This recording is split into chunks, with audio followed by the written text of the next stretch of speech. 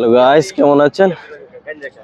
অবশেষে স্বপ্নের ফুলের কাটাইসা নামছি গাড়ির থেকে।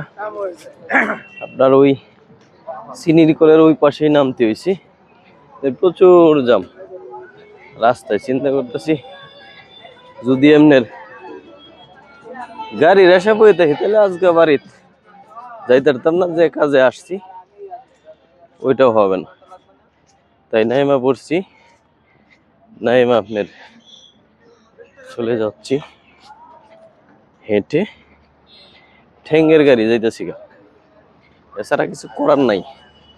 কারণ রাস্তার যে জাম লাগছে, অন্তত পক্ষে আপনার 2-3 ঘন্টায় শেষ হবে বলে আমার কাছে মনে হয় না। যেই কারণে নেমে পড়ছি। দেন কি অবস্থা, আবার ওই যে কাজ করতেছে রাস্তার মধ্যে, এই যে কেরেঙ্গের রাস্তায় কাজ চলমান রয়েছে, তো এই কারণে আপনার রাস্তায় এত জাম। বেকু দিয়া মাটি করতেছে, দেখতেছেন আপনারা।